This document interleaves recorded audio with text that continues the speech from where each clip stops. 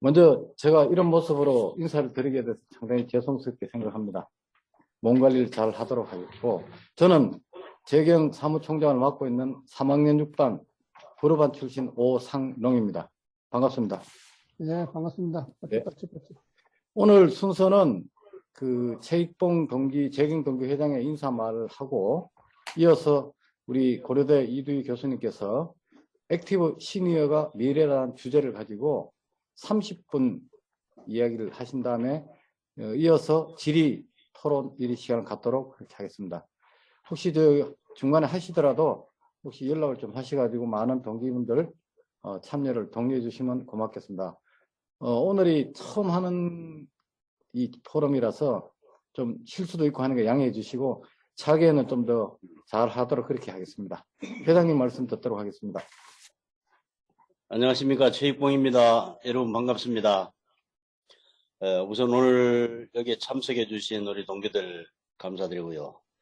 홋카이도에서 국제적인 네트워크를 이용을 해서 또 이렇게 동참해 준 우리 이준호 동기 반갑습니다. 정말 오랜만에 뵙네요. 네. 우선 무엇보다도 우리 57회 우리 재경 동기회가 이와 같이 정말 언택트 시대에 여러 가지 고민을 하다가 이와 같이 또 우리 줌 시스템을 이용한 네트워크로 이렇게 포럼을 또 하게 된 것에 대해서 굉장히 뜻깊게 생각하고요. 오늘도 이 시간에 있기까지 여러 가지로 아이디어도 제공해 주시고 오늘 여러분이 이렇게 보다시피 우리나라 최고의 아카데미 고려대학교에서 멋지고 좋은 시설에서 또 이런 포럼을 할 수 있도록 준비해 주시고 배려해 주신 우리 이도희 교수님께 다시 한번 감사를 드립니다. 사실 저희들이 이번에 회장단을 이제 구성을 하고 제가 또 회장을 직책을 맡으면서 어떻게 하면은 현재처럼 이와 같은 코로나 상황 속에서 우리가 동기들끼리 의사소통을 제대로 하고 뭔가 좀 이렇게 의미 있게 우리 동기 활동을 해나갈 것이냐 많이 고민을 했습니다. 그러던 중에 우리 회장단에서도 또 고심을 하고 또 옆에서 우리 이 교수께서 이런 줌 이제 화상을 이용을 해서 우리가 포럼하는 것을 제안해 주었고 그래서 빠르게 이제 우리가 의견을 모아서 이렇게 이제 진행을 하게 됐고요. 어떻게 보면은 뭐 우리가 바랐던 어떤 현재 언택트 상황은 아니지만 그래도 우리가 이것을 받아들이면서 가능하면은 이 여건을 최대한 좀 활용을 해서 이와 같이 우리가 정말 줌 시스템을 이용을 해서 이것을 잘 하게 되면은 오히려 직접 만날 수 있는 어떤 컨택 시대보다가 또 더 좋은 어떤 효과도 구현할 수 있다 이렇게 생각을 합니다. 직접 만나지 못하는 것을 화상으로 만나고 또 시공간적으로 또 제한되는 부분을 이것을 통해서 또 서로 이렇게 자주 소통할 수 있는 기회가 생길 거라고 생각을 하고요. 이 포럼을 우선 분기에 한 번씩 하는 이 포럼을 진행을 하면서 현재 우리 회장단이 구성하고 있는 방향 중에 하나는 매주 우리가 사랑방 같은 거를 만들어서 뭐 이를테면 뭐 금요일 날 저녁 뭐 9시 또는 10시 이렇게 해서 동기들이 이렇게 자유롭게 좀 이렇게 들어오고 나갈 수 있는 이런 사랑방을 만들어서 자기소개라든지 가벼운 주제로 또 자기가 그동안 살아온 어떤 삶의 경험과 여러 가지 뭐 지혜를 또 이렇게 나누고 또 서로 이렇게 동기회에 참여하지 못하는 분들이 이 사랑방을 통해서 좀 등장해서 자기소개도 하고 지금 현재 근황을 좀 알리고 뭐 이런 어떤 기회를 만드는 이것으로 이제 좀 발전시키고자 지금 준비를 저희들이 할 예정입니다.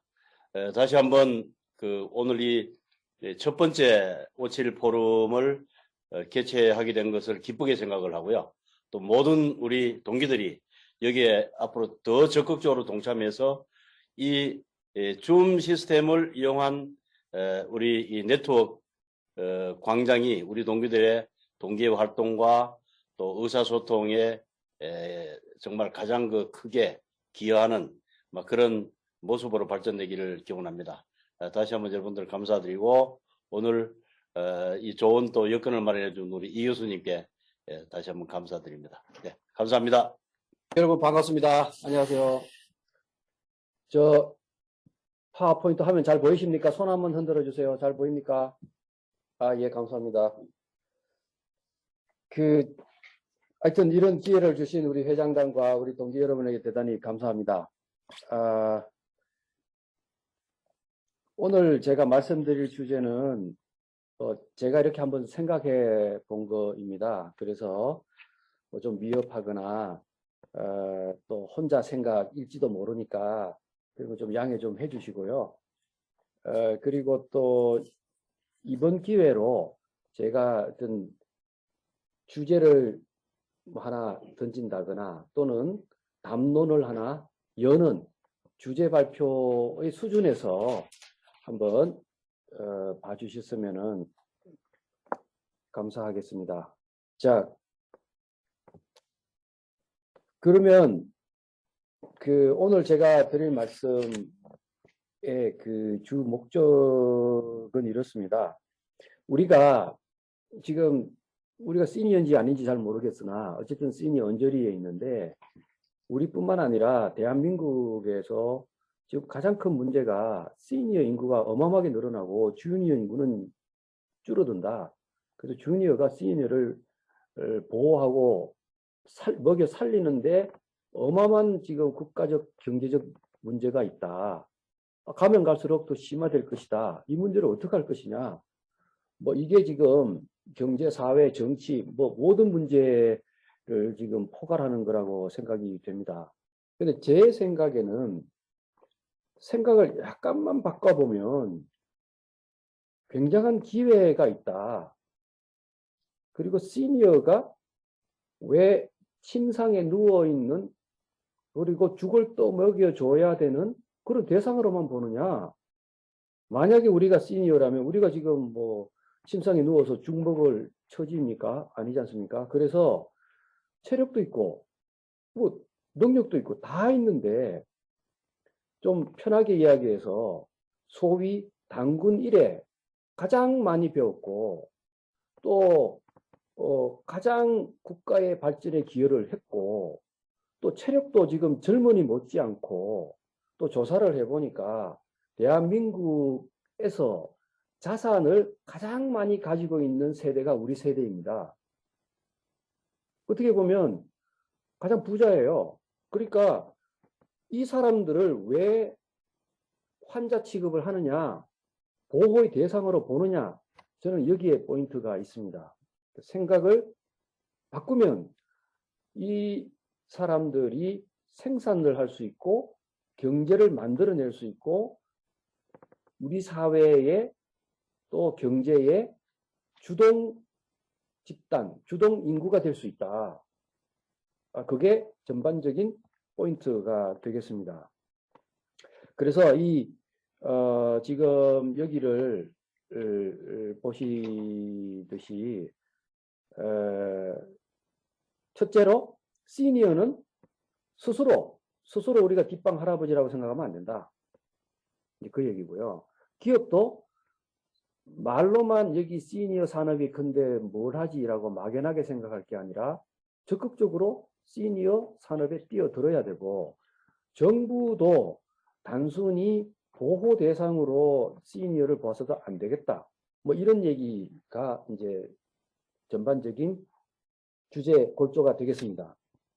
그래서 이걸 보시면 우리나라 시니어가 현재 어떻게 되어 있느냐 보면은 지금 기대 수명이 여기 있는 것처럼 기대 수명이 계속해서 쭉쭉 늘고 있죠. 그래서 현재 82.7세까지 가 있습니다. 그리고 우리처럼 60세 넘은 사람들은 이미 기대 수명이 훨씬 더 높아지는 거죠. 이건 평균 기대 수명이니까. 고령 인구 비중이 굉장히 늘고 있습니다. 그래서 여기를 보시면 지금 고령 인구의 경우도 그 41% 육박을 하게 돼 있고, 또 이분들이 퇴직 후에 직업 활동을 계속 하겠다는 사람이 47%가 됩니다. 그리고 고령 친화 시장도 급격히 증가를 하고 있어요. 그래서 이것을 다 합치니까 정부 추산 이 규모가 72조 시장이 된다는 거죠. 그러니까 작년도에 72조가 뭐 정확하게 됐는지는 모르겠으나 그런 이제 예측이 있었습니다. 그런데 여기서 이제 한번 쭉 제가 뒤로 한번 미리 좀 가보겠습니다. 일본 시니어 시장을 보면요. 얼마냐? 1000조입니다. 100조 엔, 약 1000조 시장이 이미 형성이 돼 있고, 지금 여기 그래프, 끝근선 그래프를 보시듯이 엄청나게 급격히 시니어 시장이 성장하고 있습니다. 또 중국을 보면은 중국도 마찬가지인데요. 여기도 1000조, 14조 위안, 약 2300조, 2024년까지 달성될 거라고 예측을 하고 있습니다. 그래서 이제 제가 이런 아이디어로 매일경제신문에 이제 그 제안을 해서 작년도에 우리가 행사를 했는데, 그러면서 다른 나라의 기자들이 파견이 돼서 이제 취재를 한 적이 있습니다. 그래서 미국을 갔더니, 예를 들면 여러분 CES 아시죠? CES 전자제품, 소비자 전자제품 하는데 거기 간 기자 얘기는 전년과 달리 시니어 용품들이 급격히 많아졌더라. 그런 거고요. 유럽을 갔더니 유럽에는 전에 핀란드 총리가 되는 분이 주동을 해서 EU의 그 총리급으로 구성된 시니어 위원회 같은 게 또 돼 있고요. 뭐 이런 것들이 이제 이미 이루어지고 있고, 이 시니어 문제는 대한민국만의 문제가 아니라 전 세계의 공통된 문제다라는 것이죠. 자, 그러면 그럼에도 불구하고 왜 우리나라에서는 아무 일도 안 일어나는 것일까? 이런 생각을 하게 되는 거죠. 그 봤더니 제가 말씀드리는 게 이게 현실인데, 기업이나 정부의 전략 중간에 뭐가 미싱 링크가 하나 있다. 이게 뭘까? 라고 이제 생각을 해보니까 이런 마케팅적 마인드, 시각, 이것을 시장으로 보려면 마케팅 시각이 있어야 되는데, 이거를 경제적으로만 보면 뭐 시니어 인구가 얼마를 늘었고 뭐 이렇게 보잖아요.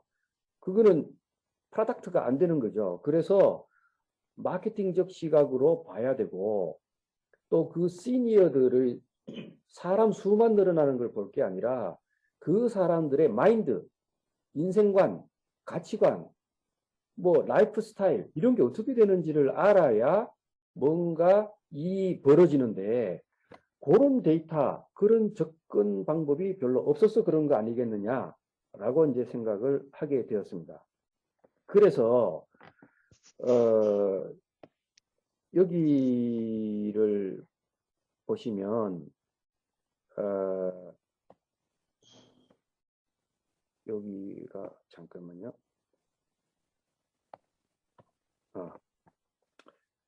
지금 아까 72조 얘기를 했는데 72조는 주로 이런 겁니다. 노인, 장기, 요양 뭐 이런 거 등등등 이거 집계하니까 72조를 예측한 거예요. 그런데 제가 이제 마케팅적으로 생각을 해보니까 이게 이제 기존의 생각입니다. 뭐냐면은 가치관, 가족과 직장을 위한 거, 그 스트롱 타이, 마케팅에 타이 시어리가 있는데 스트롱 타이, 위크 타이가 있습니다. 스트롱 타이는 혈연, 지연, 학연 이런 거죠. 그렇게 얽혀진 사회만 생각하는 거고, 위크 타이는 잘 모르는 사람하고도 뭐 취미 같은 걸로 같이 어울리는 것을 이야기합니다. 그리고 일본말로 하면 개호, 케어. 그리고 노인용, 취미 여가 하라 그러면 동창회밖에 생각 못한다 이거죠. 여행, 효도 관광 말하자면 놀아라 그러면 음주 가무. 이제 요렇게 생각하니까 72조에 나온다는 거예요. 그런데 생각을 해보면 우리가 뭐 꼭 이렇게 사는 거 아니잖아요. 이미 많이 바뀌었습니다, 우리는. 그래서 우리는 본인, 개인의 행복, 그리고, 어디, 동호회 가입. 뭐, 예를 들면 여기 진용호, 동기가 있지만, 옛날부터 스키 동호회 같은 데 들어가 있는데, 거기 가면 20대부터 50대까지 각종 각계의 각종 직업을 갖고 있는 사람들이 같이 우리 진용호 학형처럼 그렇게 위크타이 소사이티 이미 가입해서 적극적으로 활동하는 사람도 있습니다. 그리고 예를 들면 효도 관광이 아니라 센티아고 순례길을 간다든지 TV만 보는 게 아니라 유튜브를 한다든지 이런 것들이죠.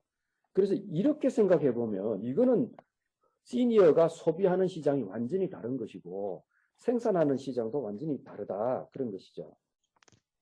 그래서 이제 우리가 그렇게 보면은 아까 72조 계산한 것은 이제 이런 방식인데 시니어 본인이 적극적으로 활동하고 소비하고 생산하는 거 그거는 여기 파란색이다 이거죠. 그래서 파란색은 아까 계산에 들어있지도 않아요. 그래서 이게 시니어가 활동하기 시작하면 엄청난 산업이 될 것이다. 이게 완전히 블루오션이다. 이제 그런 생각을 하게 되었습니다. 그래서 이 시점에서 그러면 우리가 무슨 데이터가 필요할 것인가 봤더니 나도 시니어지만 시니어를 잘 몰라요. 그래서 그 빅데이터 분석을 했습니다. 그래서 여기 이런 SNS에 있는 이 기간 동안의 데이터를 가지고 약 29만 건을 분석을 했습니다. 분석을 해가지고 객관적으로 이제 한번 본 거죠. 봤더니 이런 거 마찬가지로 여기 보시면은 시니어, 액티브 시니어 이런 용어 등장의 횟수가 근자에 들어와서 급격히 증가를 하고 있습니다. 시니어에서 이제 관심이 많이 높아지고 있는 상황이라는 거죠. 그리고 주제가 2016년에는 창업, 일자리, 지역사회 이런 게 주로 시니어하고 연관돼서 나타났었어요. 그런데 그 다음에는 창업보다 건강, 그리고 각종 서비스, 사회 문제로 이슈가 좀 바뀌었고 그 다음에 2018년에는 미래에 대한 고민, 클럽, 친목, 취미 이렇게 바뀌게 됐습니다. 그리고 2019년에는 시니어 모델, 또 패션, 자기관리 이렇게 불과 몇 년 사이에도 시니어들의 관심이 급격히 변화하고 있다는 사실을 이제 알게 되었습니다. 그래서 좀 더 이제 요걸 2016년, 19년 사이에 대조를 해서 비교를 해보면 여기 건강이 제일 언급이 제일 많이 됐다. 즉 제일 중요한 컨셉이었는데 그것이 취미 여가로 바뀌었습니다. 그죠? 그리고 외모 이런 것이 급격히 위에 상승했죠. 그래서 취미, 외모 이런 게 시니어들의 관심거리, 주 관심거리로 바뀌었다. 네. 그리고 이 시니어들이 운동을 하는 이유도 보니까 전에는 건강하기 위해서 여기 보시다시피 여기도 그렇고 건강, 예방, 건강하게 살자 요거였는데 2019년에 오니까 건강도 건강이지만 행복, 함께, 아름다움, 멋짐 이런 단어들이 이제 등장하는 거죠. 매력. 건강하는 원인이 달라지고 있다는 거죠. 그래서 그 담론들을 보면은 과거에 골프, 요가, 헬스 이런 게 있었고 그랬는데 지금 필라테스 같은 것들이 시니어들이 하는 운동으로 많이 들어오고 자전거 이것도 급격히 증가하고 야구 이런 것들이 증가했다. 즉 다시 말해서 시니어가 운동하는 종류도 매우 다양해지고 있다. 그런 거죠. 그리고 또 그런 취미 활동을 하는 데 있어서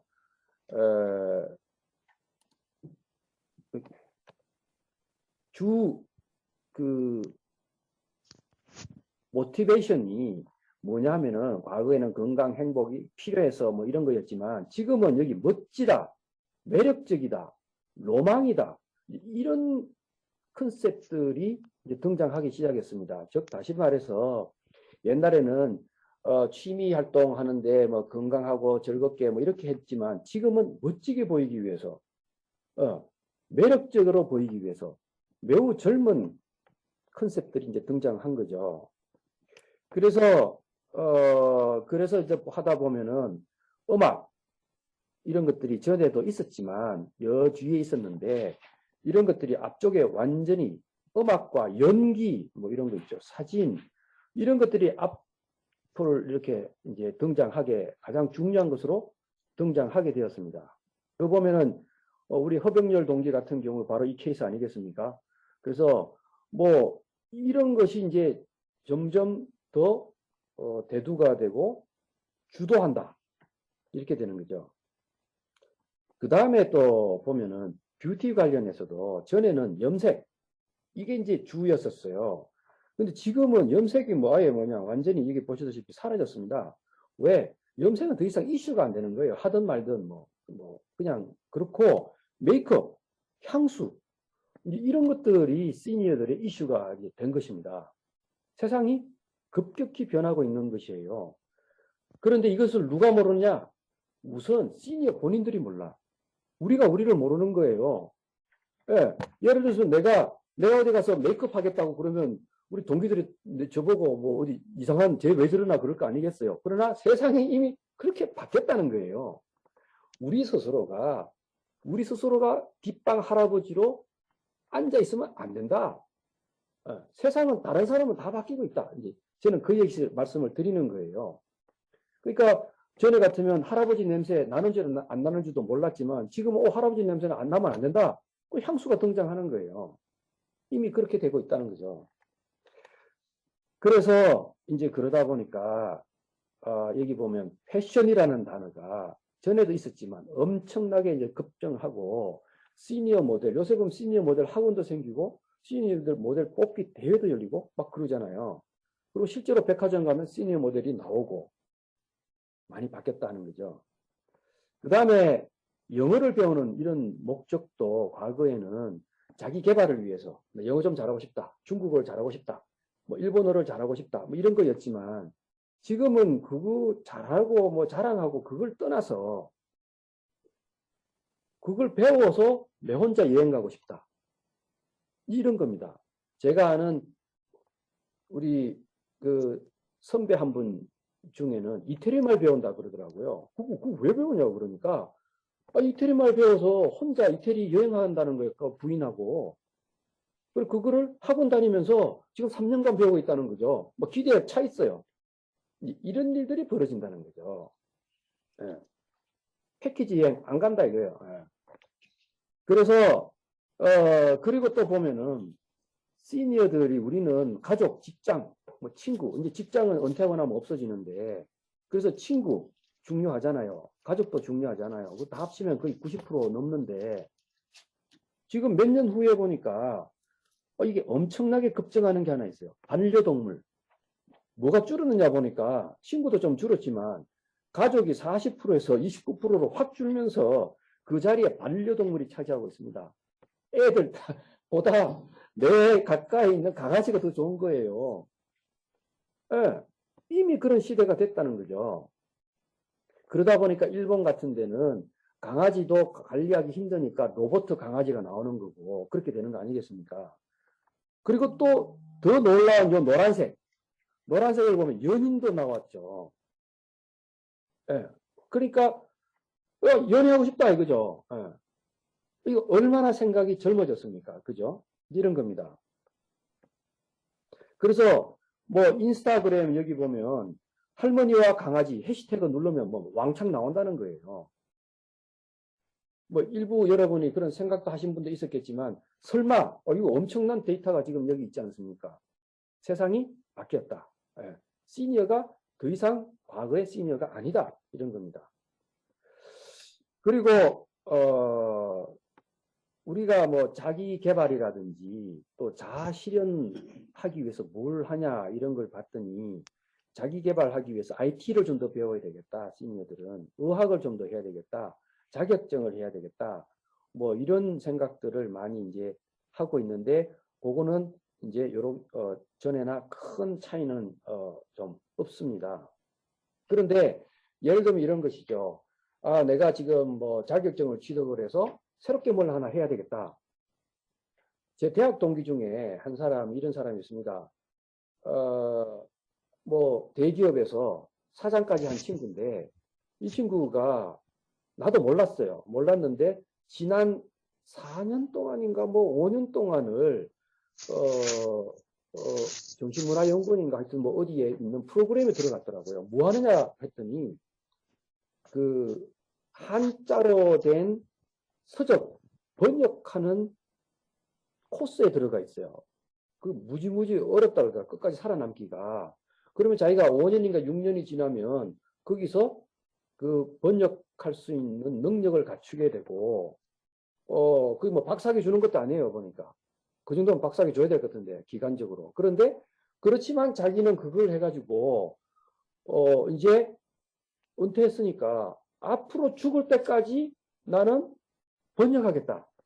대한민국의 옛날 책은 다 한자로 되어 있는데 그 번역된 게 극소수에 불과하답니다. 그래서 자기가 번역을 해서 얼마나 자기가 보람된 인생을 앞으로 살 수 있겠느냐. 뭐 그런 얘기예요. 그래서 처음에 거기 프로그램에 들어가려고 인터뷰를 했는데 아니, 웬 나이 많은 사람이 오니까 나이가 많아서 안 된다고 했대요. 그래서 자기는 유승용 후손이라고 막 하면서 뭐 강력히 어필을 해가지고 어필을 해서 자기가 합격해서 오늘날 아주 꿈에 부풀어 있습니다. 이제 그런 사람들이 알게 모르게 있습니다. 그래서 그런 아주 탐험적인 사람들이 일부 있는 것이죠. 그렇지만 조용하게 하고 있습니다. 제가 말씀드리는 것은 그 조용하게 혼자 하고 있는 사람들이 대다수가 돼서 우리 시니어들이 마인드가 완전히 적극적으로 바뀌고 사회가 우리를 보는 눈도 바뀌고 정책적으로 지원하는 것도 바뀌고 완전히 새로운 세상을 만들어야 되겠다. 이제 그런 생각을 하고 있는 것이죠. 그래서 이제 여기 이를 이제 보면은 우리가 보통 인생이라 그러면 라이프 사이클이 이렇게 그려집니다. 그죠? 태어나서 시간 타임이 가는데 죽을 때까지 열심히 살다가 이제 죽잖아요. 그래서 이제 그게 요겁니다. 요렇게 살죠, 우리가 인생을. 그리고 요 꼭지점 왼쪽은 뭐냐면 내가 활동량이 제일 많거나 본인 스스로 행복지수가 제일 높은 거라고 봤을 때 어떤 꼭지점이 있겠죠. 요 꼭지점이 뭐냐고 생각을 해보니까 대부분은 퇴직하는 시점이라고 보여집니다. 그래서 우리가 살다가 보면은 요 퇴직하는 시점인데 최근에 서울시에서 조사한 데이터를 보니까 47세, 48세에 퇴직을 제일 많이 하더라고요. 그래서 이렇게 된 거잖아요. 그러면 우리 인생이 지금 뭐냐 하면은 문제는 옛날에 이렇게 빨리 죽었어요. 60살 되니까 빨리 죽었으니까 요 기간 동안에 뭐 즐길라 하면 죽었으니까 참 다행인데 지금은 이 기간이 무지무지 길어졌다는 게 문제 아닙니까? 그러면 행복도 떨어지고 활동도 떨어지는데 이 긴 기간 우리가 지금 65세인데 아까 평균 나이로 봐도 20년 남았고 지금까지 살았으면 기대 나이는 훨씬 길잖아요. 90세, 95세 훨씬 넘어가잖아요. 앞으로 30년을 뒷방 할아버지로 이거 어떻게 사냐. 이런 고통이 이 세상에 이런 고통이 어디 있냐. 나는 그렇게 생각하는 거죠. 그래서 이거 아니다 라고 생각을 하면서 발상을 전환을 해보자. 뭐냐니까 우리가 생각하는 이 그래프는 가족 그리고 직장을 생각했을 때 나의 생산성, 나의 존재가치, 나의 행복감을 생각하는 거잖아요. 그런데 우리 뭐 동기 중에도 보면은 회사에 정말 1년에 하루도 휴가도 못 갔던 그런 친구가 뭐 은퇴하고 난 이후에 매일 골프도 치거나 매일 당구 치면서 얼마나 행복합니까? 그런데 회사 다니면서 못했던 것들 많잖아요. 그때는 뭐가 없었느냐면 시간이 없었어요. 시간이. 그런데 우리가 보면 지금부터 시간과 자유가 마음껏 주어졌는데 우리는 잘못 생각하니까 그 시간과 자유가 엄청난 속박과 굴레와 우울증의 원인으로 다가오는 것이죠. 이렇게 해서는 안 되겠다. 그래서 다시 한번 생각해 보자. 뭐냐 하니까 내 자신만을 위한 시간이 드디어 열렸다. 회사를 위한 시간이 아니라 자식을 위한 시간이 아니라 내가 정말 해보고 싶었던 거, 과거에 시간이 없어서 못했던 거, 이런 것들을 내 마음대로 할 수 있는 시간이 열렸다. 라고 생각한다면 앞으로 남아있는 30년이 얼마나 더 행복해지겠느냐. 그래서 제가 생각할 때 우리의 라이프 사이클은 이렇게 끊어지는 것이 아니라 이렇게 돼가지고 한 번 더 낙타등으로, 그러니까 낙타등 라이프 사이클, 2단계 라이프 사이클이 될 것이다. 그리고 우리가 회사 다닐 때도 행복하고 존재 가치도 있었지만 정말로 내가 죽기 전에 내가 하고 싶은 일을 하게 되면 그 행복감은 더 높지 않을까요? 그래서 두 번째 낙타등이 훨씬 행복하고 훨씬 더 열심히 할 수 있다. 시간도 많다 이거죠. 그래서 우리는 이렇게 생각을 바꿔야 된다. 그리고 기업들도 이렇게 생각해야 되고 정부도 이렇게 해가지고 여기에 맞는 정책을 해야 된다. 종이 주우면 돈 주기 뭐 이런 거 갖고 안 된다. 돈 받고 욕한다. 이거는 그죠. 그래서 이제 그런 생각을 하게 된 것입니다. 그래서 그렇다면은 우리 시니어는 뭐냐 하니까 제가 생각하기에는 3대 부자이다. 첫째, 시간 부자.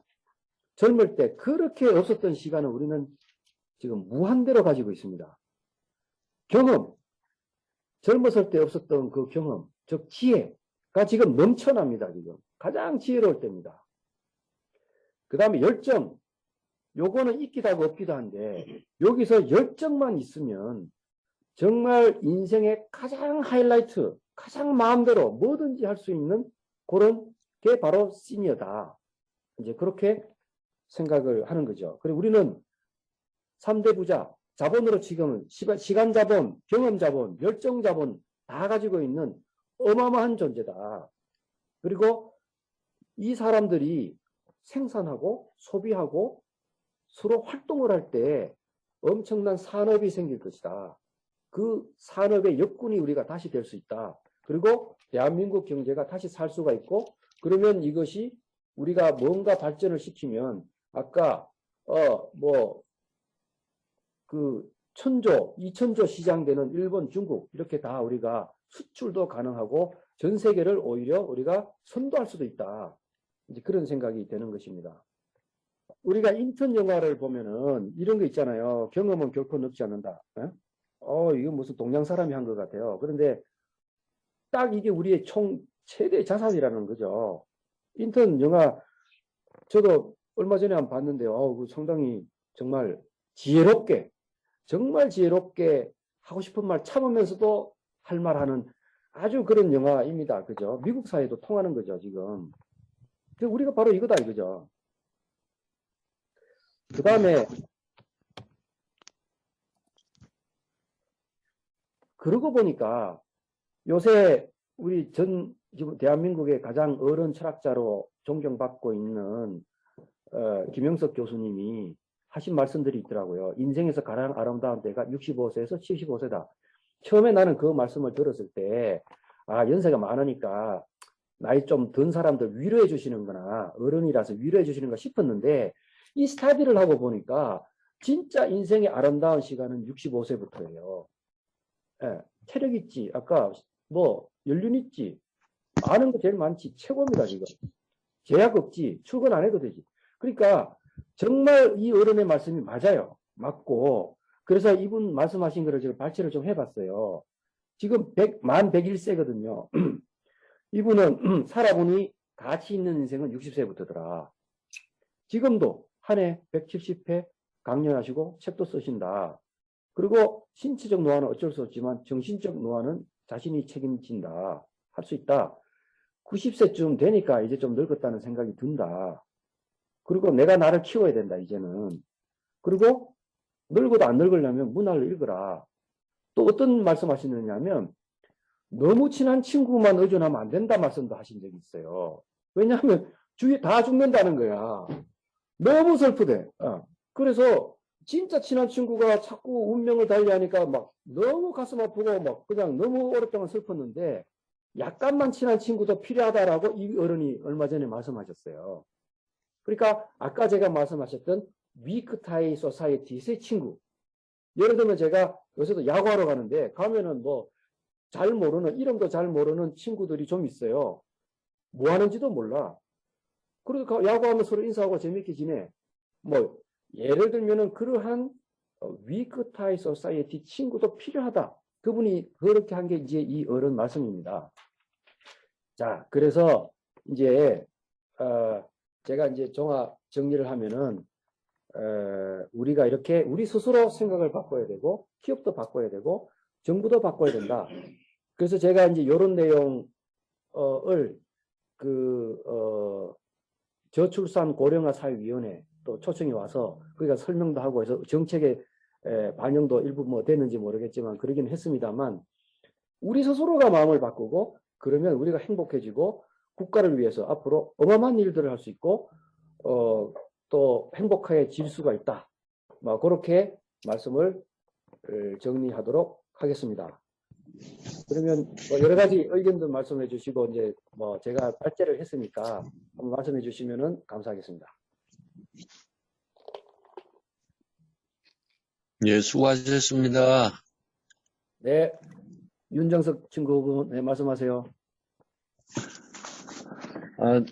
저는 뭐 특별한 의견은 아니고 오늘 아주 새로운 포인트로 이렇게 강의를 준비해줘서 우리 이 교수님 역시 참 교수답게 아주 일목요연하게 지적을 해주셔서 그리고 앞으로 이런 모임에서 또 더 좀 새로운 각도에서 더 활기 있게 우리도 자주 접촉을 해야 되지 않나 생각이 듭니다. 이거는 그냥 예. 예, 감사합니다. 농담이 아닙니다. 예. 칭찬해 주시니까 언제 제가 커피 사겠습니다. 예, 또 다른 분 또, 예, 진영호 친구 말씀하세요. 예, 우리 액티브 시니어가 미래다. 라는 테마로 아주 흥미진진하게 잘 들었습니다. 과거에는 우리가 60 넘고 65살 다 돼가니까 주로 테마가 막 건강이나 이런 쪽으로 많이 이야기를 했고 그랬었는데 지금 트렌드 자체가 건강에서 재미, 즐거움. 그래서 우리가 이렇게 재미있고 즐겁게 살라 그러면 제 생각에는 우리가 우리 나이에 한국 사람들이 꼭 버려야 될 게 하나가 있는데 그게 소위 말해서 체면 문화가 아닌가라고 생각합니다. 그래서 과거에 내가 뭘 했는데 혹은 뭐 직전까지 어떤 직장이 있었는데 내가 이렇게 좀 하자는 일 혹은 애들하고 같이 노는 이런 짓을 어떻게 하겠는가 하는 그 체면 문화를 딱 떨치는 순간 우리가 또 다른 세계에서 더 즐겁게 아까 말씀하신 매력, 멋짐, 뭐 로망 등등도 우리가 달성할 수 있다고 생각됩니다. 자, 그러면 교수님한테 여쭙고 싶은 게 대부분 사람들이 우리가 이렇게 젊은 사람들하고 어울리고 그 소프트 타이 형태에서 좀 어울리고 싶은데 이 체면을 버려야지만 같이 놀 수가 있는데 어떻게 하면 우리가 체면을 버리고 그런 친구들하고 같이 놀 수가 있을까요? 저도 잘 모르겠습니다. 그런데 전에 우리 진정호 친구하고 뭐 얘기저기 스키 타면서 잡담하다가 기억이 나는 게 있는데 진정호 친구는 일본에 오래 있었잖아요. 한 10년 있었잖아요. 일본에 예를 들면 은행에 지점장이 있었는데 그분이 은퇴를 하고 나면 같은 지점에 이름이 뭔지 모르겠는데 안내원 뭐라 그러죠 그거를? 안내원 맞습니다. 네. 안내원을 한답니다. 일본에서는 그렇대요. 그리고 그걸 너무 보람있게 생각한다. 그리고 안내원 치고는 최고 안내원이 모르는 게 없으니까. 하여튼 뭐 그렇다고 합니다. 일본 같은 경우에는 그 진영호한테 듣고 깜짝 놀랐는데 뭐 글쎄요. 뭐 저 같은 경우에 야구하러 가니까 용병 가면요. 뭐 어떨 때는 중학생도 있고요. 어떨 때는 40대 뭐 있고 뭐 그렇게 가는데 그런 데 가면은 이걸 느꼈습니다. 체면 또는 뭐 내가 과거에 뭔데 가면은 이 나이 많은 사람 받아줄까? 그거는 우리가 잘못 생각하고 있는 거더라고요. 이미 대한민국이 사회가 바뀌어 있었디다. 나 그거 깜짝 놀랐어요. 그러니까 그게 중요한 포인트예요. 내 혼자 막 고민하고 내가 가도 될까? 아니, 늙어도 될까? 뭐 이건 내 혼자 생각이지. 젊은 사람 아무 생각이 없어요. 야구 용병하러 가면요. 나이도 안 물어봐요. 어디 뭐 하시는지도 안 물어봐요. 이름도 안 물어봐요. 아무것도 안 물어봐요. 야구 하다가 야구 잘하면 다음에 인사하고요. 야구 잘못하면 인사 안 해요. 다예요. 그러니까 우리나라의 젊은 세대는요. 이미 그렇게 변해 있습니다. 우리가 몰랐던 거예요. 그래서 내가 처음에 가서 알바 까고 이러니까 뭐 아는 척도 안 하고 막 이러더니 내가 맨날 인사하고 다녔어요. 몇 년 다니다가 내가 뭐 홈런도 좀 치고 이러니까 그때는 와서 막 말 걸고 그래요. 그래서 이제 나 드디어 받아주나 보다. 그게 답니다. 이 사람의 직업이 뭔지 나이가 뭔지 뭐 이런 거를 전혀 신경 안 쓰는 아까 말씀드렸던 위크타이 소사이어티가 이미 대한민국에 이루어져 있습니다. 이루어져 있어서 자전거 동호회 가면요. 안 가봤지만 뭐 가면은 유튜브 이런 거 보면요. 뭐 물어보지도 않아요. 이름도 안 물어봐요. 닉네임 쓰고 뭐 다 젊은 사람은 그렇게 살아요. 그래서 이미 사회는 위크타이 소사이어티로서 나이 불문 예를 들면 야구만 잘하면 된다. 알만 안 까면 된다. 요래 생각하고 있는데 우리 스스로 내가 늙었는데 되나 안 되나 가면은 뭐 어떨까? 그거 우리 잘못입니다. 그래서 사회는 준비되어 있다. 그 말씀을 드리고 싶습니다. 제가 느꼈습니다. 네. 예, 지금 아주 말씀 잘 들었습니다. 그래서 대학 중에도 대한민국에서 제일 좋은 우리 그 고려대학교도 대한민국 넘버원이지만 그 또 다른 서울대학도 있지만 대학 중에 최고의 역시 대학은 들이대 대학이라고 생각합니다. 무조건 나이하고 뭐 맞습니다. 성별하고 과거에 뭐 있는 상관없이 들이대면 되죠. 그렇게 알아듣겠습니다. 맞습니다. 그게 우리 생각은 들이댄다고 생각하지만 상대편에서는요. 그냥 한 사람 온 거예요. 아무 생각 없습니다. 들이댔는지 안 됐는지 신경도 안 써요. 가면 됩니다. 네. 네, 감사합니다. 네, 감사합니다. 또 말씀 누구 해보세요. 우리 저기 이준호 동기 일본에서 한 말씀 좀 우리 회장님 이준호 동기 하라 하는데.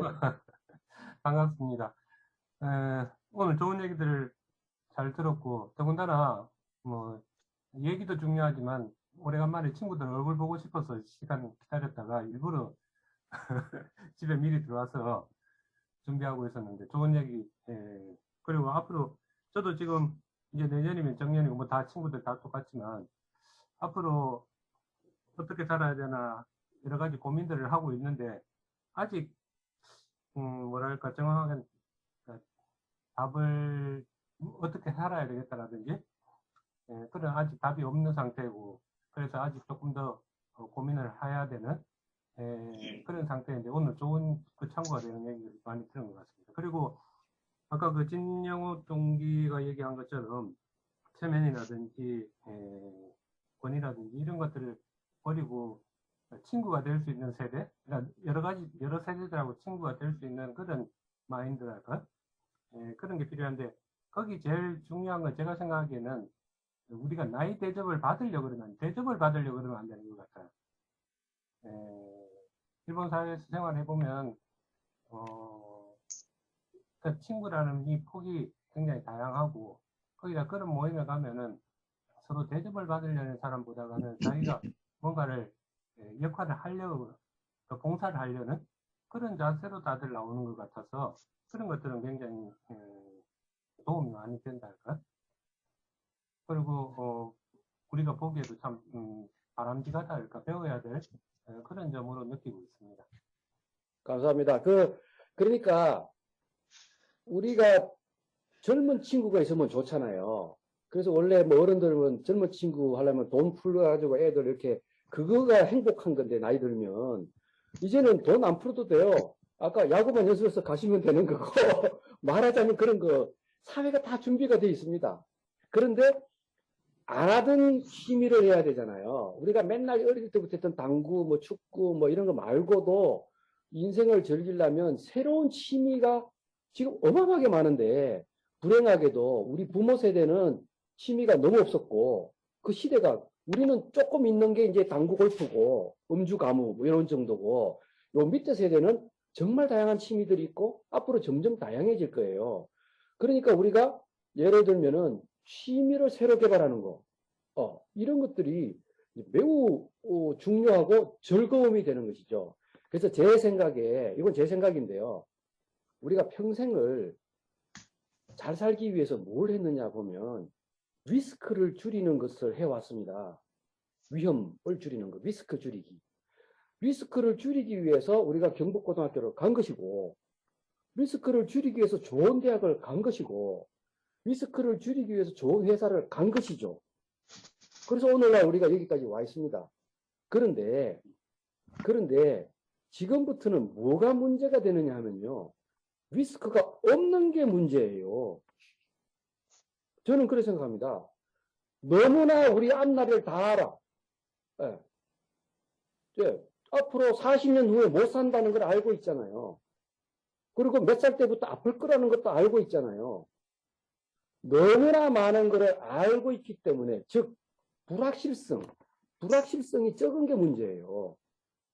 불확실성이 적어서 우리가 우울해지는 겁니다. 내 생각엔 그렇습니다. 축구 시합을 하는데 우리가 연장전까지 가서 연장전 후반에 내리 5골을 넣어서 이긴다는 걸 다 알고 축구 전반전을 시작하면은 그거 재밌겠습니까? 재미 하나도 없습니다. 연장전 후반 갈 때까지 그 축구하는 게 얼마나 고통입니까? 결과를 다 알고 있으면. 그런데 불행하게도 우리는 지금까지 그거를 불확실성을 줄이려고 엄청난 노력을 하면서 살아왔습니다. 그래서 오늘날 우리 동기들이 잘 돼 있잖아요. 그런데 이것이 앞으로 인생의 가장 큰 문제다. 너무 확실하니까. 재미가 없잖아요. 축구 결과를 다 알고 축구하는 인생을 앞으로 30년 더 살아야 되는 게 이게 얼마나 괴롭습니까? 그래서 우리가 해야 될 일이 뭐냐 하면 불확실성을 만들어야 됩니다. 그것이 즐거움이에요. 축구할 때 이길까 질까 그걸 몰라야 재미있잖아요. 그래서 그러려면은 취미도 이때까지 안 했던 취미를 해야 불확실성이 늘어나는 거고, 친구도 안 사귀었던 친구를 사귀어야 불확실성이 늘어나는 거고, 뭐 그런 거라고 생각이 됩니다. 그래서 탐험가적 생각으로 노는 것도 배워야 되고, 또는 예를 들면은 뭐 지금 와서 요새 같으면 제가 뭐 갑자기 세계대전 뭐 이런 게 궁금하더라고요. 전쟁사 모르는 것을 공부하니까 불확실성이 생기잖아요. 그래서 더 행복해진다 이거죠. 그래서 불확실성을 만들어야 된다. 불확실성을 만든다는 얘기는 맨날 하던 거 하지 말고 안 하던 걸 해야 된다. 안 만난다는 사람을 만나야 된다. 그렇게 생각을 합니다. 그런 말씀을 드리다 보니까 여기 우리 권영수 동기 들어와 계신데, 권영수 동기 대단하잖아요. 경제학자 뭐 국가에서 일을 하시다가 저 친구가 벌써 10여 년 전부터 탱고라는 춤을 추는 친구예요. 저 친구 우리 경북고등학교 문화에서는 좀 극히 아웃라이어잖아요. 댄스 그것도 탱고야. 그래서 지금은 탱고계 대부로서 대한민국의 탱고 부부 선생님이잖아요. 저 뒤에 사진 나와 있는데 부인이잖아요. 그래서 탱고 선생님으로서 나름 그 불확실성을 개척하면서 인생을 얼마나 즐기고 있나 하나의 예라고 생각이 됩니다. 권영수 친구 한번 말씀 한번 해보세요. 제 말 어떻게 맞습니까? 예, 이제 우리 나이에 같이 가장 오래 강한 타의를 가진 사람이 한 사람 있잖아요. 근데 이제 저는 와이프랑 같이 할 수 있는 거 찾다가 젊었을 때는 골프도 치고 수영도 하고 다 했는데 여자들이 체력이 안 돼서 건강도 생각하면서 한 게 이제 댄스 스포츠, 살사, 2000년부터는 아르헨티나 탱고 이렇게 한 거고, 그 최근에 넷플릭스를 좀 보고 있는데 다큐 같은 것들 좀 있더라고요. 그 요새 또 읽은 책이 이제 빠찡코라는 책이 있는데, 거기도 보면은 어떤 마이너리티에 대한 관심들이 행복 정진에 큰 역할을 한다. 따지고 보니까 여성이라든지 또 부인, 와이프 이런 쪽에 관심을 가지는 것이 노후 행복 정진에 큰 도움이 되지 않나 이런 생각을 좀 가지고 있어요.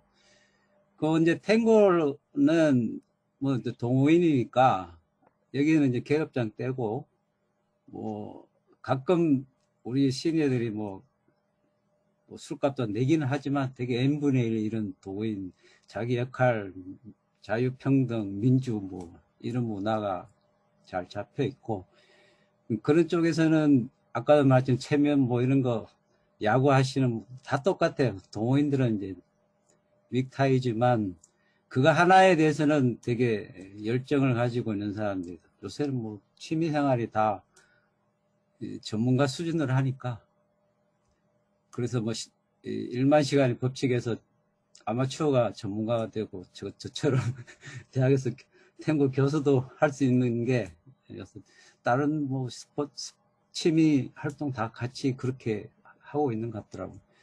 제가 관심을 가진 거는 이제 우리 동기들도 부부 모임 우리가 잘하고 있는데, 뭐 연말 송년회 꼭 부부 이렇게 하고 그 참 좋은 문화다, 뭐 키워보면 좋겠다 이런 생각을 하고 있습니다. 이상입니다. 감사합니다. 아까 1만 시간 말씀을 하셨는데, 언제 한번 제가 재미로 계산을 한번 해보니까, 지금부터 보통 1만 시간이면 전문가가 된다 그러잖아요.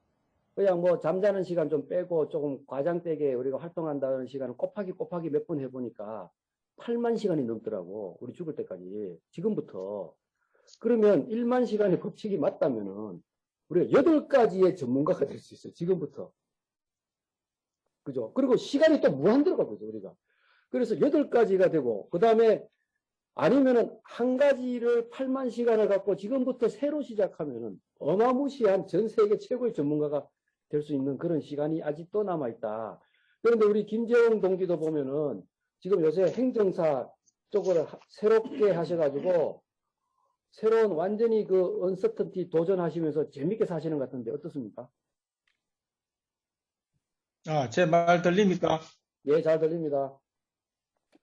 아이고, 나는 오늘 우리 이 교수님 강의 들으면서 중학교 때 부희 교수는 참 공부도 잘했지만 또 넓이뛰기 잘하는 게 그렇게 참 부러웠고, 내가, 야, 저거보다 멀리 뛰어야 된다 하는 그런 생각을 많이 한 적이 있었는데, 그때 내가 공부 잘하는 것보다 넓이뛰기 잘하고 달리기 잘하는 게 참 부러웠는데, 지금 오늘 강의를 들으면서 느낀 게, 이 교수가 학문에 대한 열정도 있지만 지금 이 나이에 와서 액티브 시니어 강의하고 우리 나이에 진짜 진정한 행복이 무엇인지 우리가 앞으로 불확실성을 더 키워가면서 안 해보던 것을 하자는 이런 또 참신한 걸 이야기할 때 그때 넓이뛰기 하는 느낌을 또 받았어요. 아이고, 이런 또. 오늘 하여튼 왠지 내가 굉장히 부자 된 느낌이 드는데, 우리가 뭐 3가지, 시녀는 3가지를 가지고 있는 부자라고 그랬잖아. 아까 뭐 시간 부자, 경험, 지혜, 열정.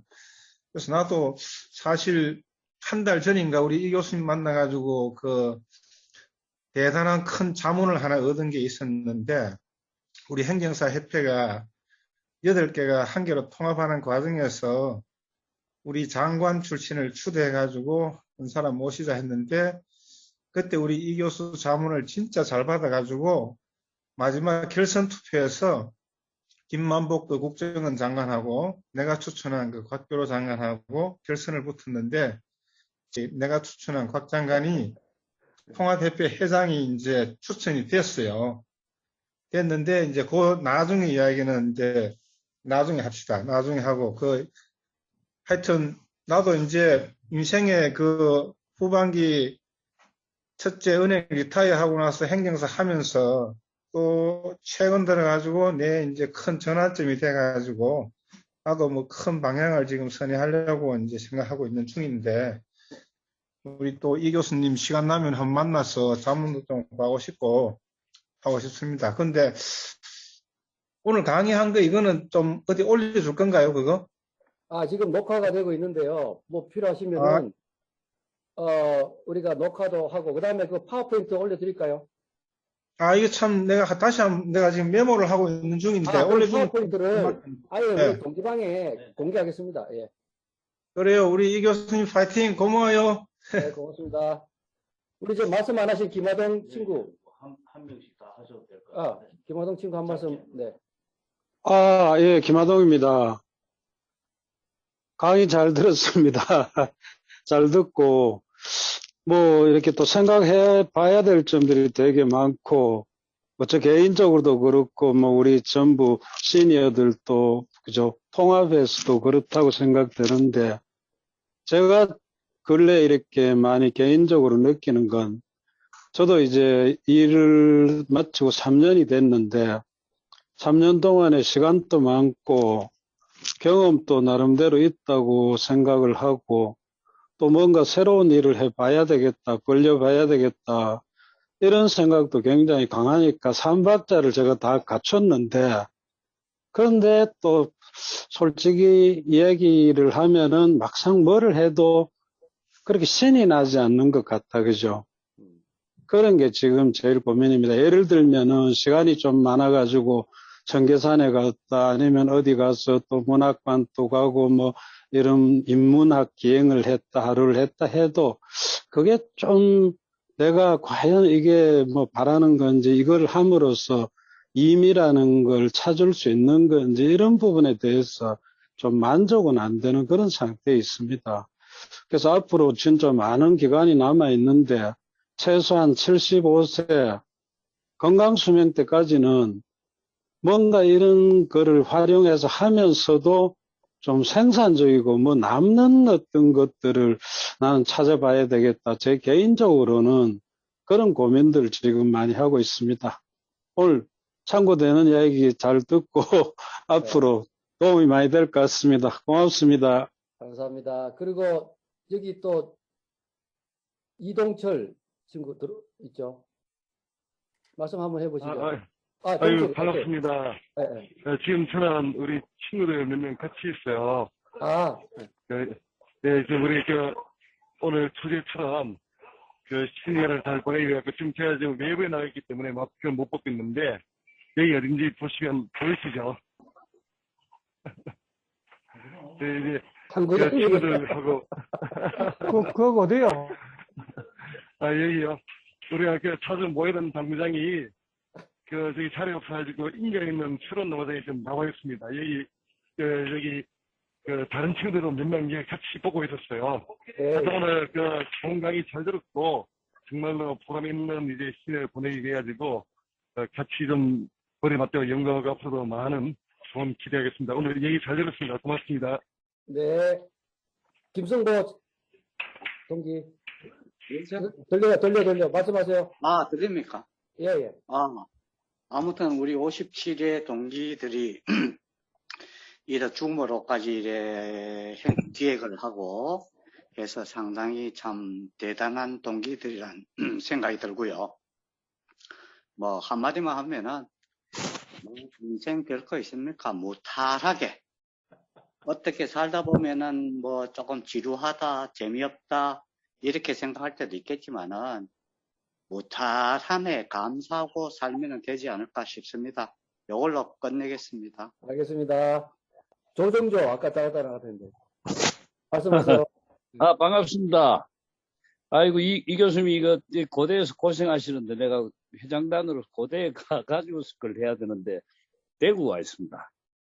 이게 장점이 그거예요. 그러니까 흩어져도 다 됩니다. 그러니까. 그래서 이 아이 액티브 시니어에 대한 강의를 듣고 참 많은 것을 느꼈고 또 이걸 통해서 줌을 통해서 여기 삿포로에 있는 이준호 교수도 보고 그래서 이걸 참 녹화를 해서 하면은 대구 친구들은 서울보다 훨씬 더 시간을 활용하는 법을 좀 소개를 했으면 좋겠다 해서 대구 총동기에 꼭 한번 소개를 할 수 있게끔 녹화를 해가지고 하면 좋겠습니다.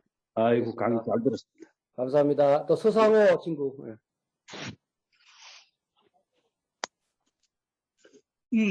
예. 전 좀 지각해가지고, 재밌게, 결론 부분만, 엑기스만 잘 들었습니다. 재밌게. 이 교수 수고했고, 결국은 우리가 인생 사는 게 재밌게 살자고 하는 거 아니겠습니까?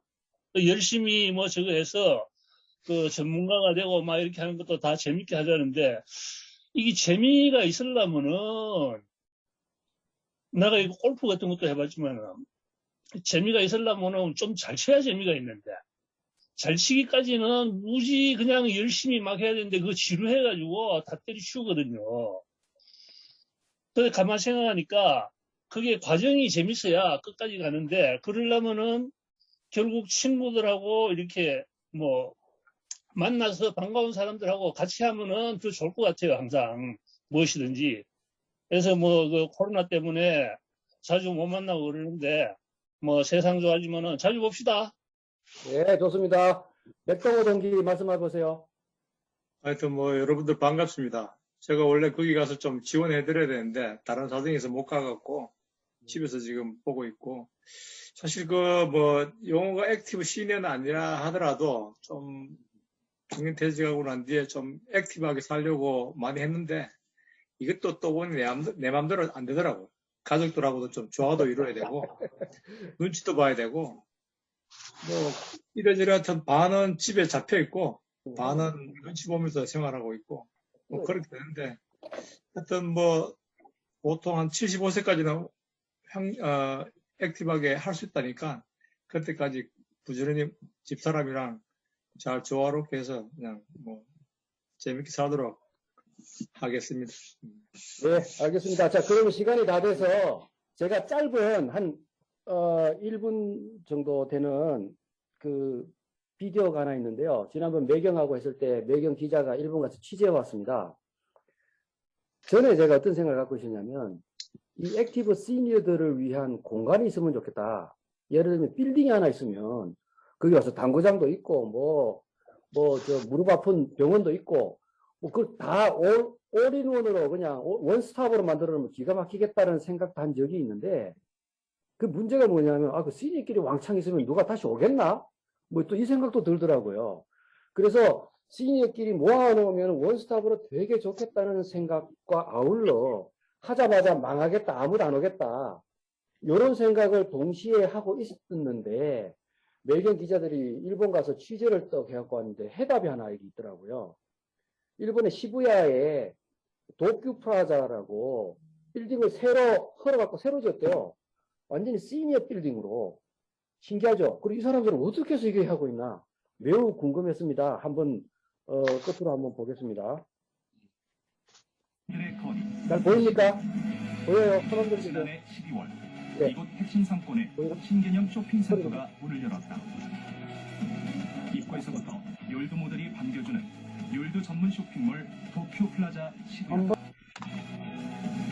젊은이들의 한뒤에 과감하게 욜드를 주 고급층으로 하는 쇼핑몰이 들어선 것은 욜드의 고급지향적인 소비 트렌드가 젊은 세대로 확산될 것이라는 기대가 커졌기 때문이다. 빌딩 5층에 있는 카페는 로봇 5대가 마치 호텔리어처럼 손님을 맞이한다. 로봇들은 직접 주문을 받고 자리를 안내하며 매장의 청결 관리도 담당한다. 고객의 눈높이에 맞춰 말을 걸고 간단한 퀴즈를 풀면서 고객 응대를 하는 것도 로봇의 몫이다. 이처럼 최신 유행과 기술을 접목한 공간은 욜드뿐만 아니라 젊은 층까지 사로잡으며 모든 세대가 즐기는 공간이 되고 있다. 버블 경제를 거치며 자산 축적은 물론 음식과 패션, 여행, 예술 등에도 높은 식견을 갖추고 있는 욜드가 시장과 산업의 변화를 주도하는 핵심 소비층으로 자리 잡은 것이다. 제 소리 들리죠? 네. 지금 이걸 보면요, 시니어가 한물 간 사람들이 아니고요, 최첨단을 활용할 수 있는 사람들이 시니어예요. 예를 들면 로봇 뭐 젊은 애들한테 필요 없는데 나이 있는 사람들한테 로봇가 필요한 거죠. 일본에는 뭐 혼자 있는 노인을 위해서 이렇게 지게차처럼 로봇가 가서 이렇게 침대에서 옮기는 로봇도 있고 뭐 별게 다 있는데 뭐 로봇이라든지 디지털 이런 것들이 오히려 시니어에게 사용되어질 때 큰 산업이 되는 겁니다. 그 다음에 의료 측정 기기 뭐 이런 거 있잖아요. 뭐 그 전부 다 시니어한테 필요한 거예요. 그래서 시니어 쪽이 정말로 미래 디지털의 활용 대상이고 또 결국은 그것이 국가 경제에 뭐 도움을 되는 그런 큰 산업이 될 것이다. 그리고 바로 그 주인공은 우리 본인이다. 저는 그렇게 생각을 하면서 오늘 좀 부족하지만 말씀을 올렸습니다. 대단히 감사합니다.